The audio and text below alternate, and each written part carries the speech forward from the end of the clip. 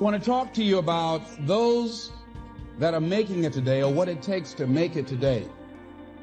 In a time of great uncertainty, in a time of change that's taking place around the world, in a time when people are feeling a great deal of anxiety and fear and reservations about the future, at a time when people are going to work and don't know whether or not they will have a job when they get off, and not necessarily because of their performance, but because of what's happening in the economy. At a time when there are challenges, more so than ever before, in personal relationships, when we look at what's happening on the crime level and what's happening with our youth,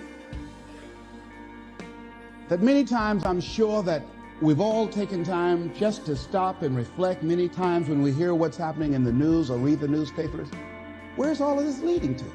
And so I think that now more than ever, we must begin to look at what are the things that we can do that would put us on some firm footing in life, that will enable us to do some things and use some powers that we have, that many of us go through life never ever discovering that we have those things going for us. And part of that, I believe, is knowing what it is your life worth. What is it that gives your life a sense of meaning and purpose? Because once you find that, it puts you in your power place. See, if you know what your life work is, I encourage you to start working on it.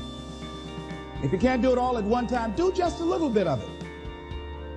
And if you don't know what it is that you showed up to do, if you don't know why you're here, I encourage you to find out what your purpose is here. What is the meaning of your life? What will be different? Have you ever asked yourself that question? I've done that. I remember coming from a friend of mine's funeral, and I was reflecting on how much time I had left.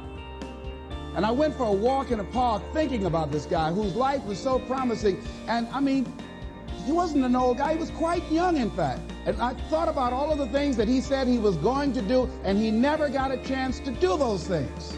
And I started thinking about my own life and how much time I had left to do the things that I would like to do. And at that time, I wasn't sure what my life purpose was, what my life's work was. I wasn't sure about it at that time. And I thought about it quite a lot. I had some idea, but I wasn't convinced, and I don't think I felt worthy. I didn't believe that it could be me to do this kind of work that I'm doing right now. And I say to you that if you begin to take a conscious effort to find out what it is that you're supposed to do, I say that it can literally save your life. I said that it can literally save your life. I was telling a group of people of a study that was conducted. Dr. Larry Darcy, who wrote a book called Recovering the Soul, he said, human beings are the only living species that has achieved the dubious distinction of dying or having a stroke or a heart attack on a certain day.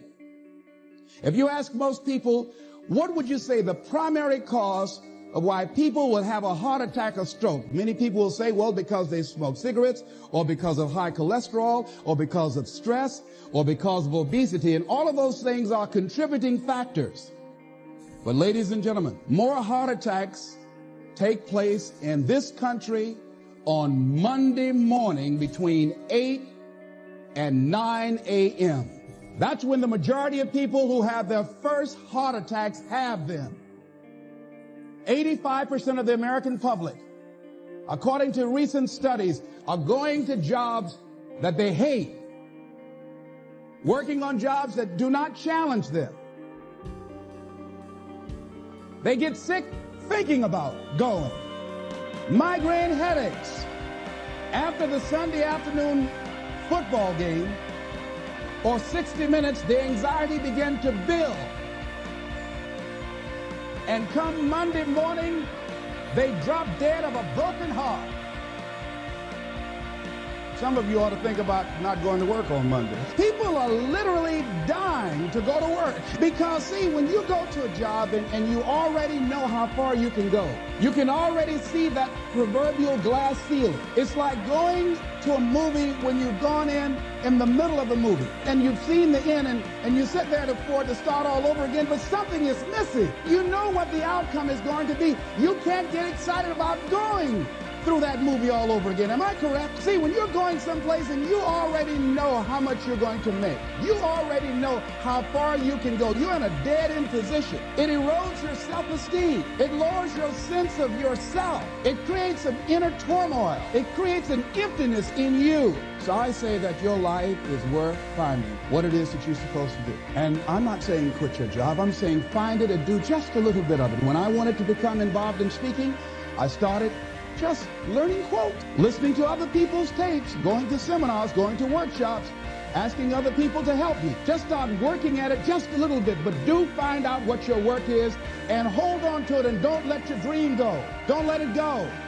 See, and here's something else I want you to begin to look at. Why is it that most people don't pursue their dreams or don't do better than what they're doing if they're capable of doing it? I think that many of us don't go the next step because we don't know what to do yet. And I say that the reason that we don't even explore the possibility of what to do is because subconsciously we don't believe that it can happen for us and we don't believe that we deserve it.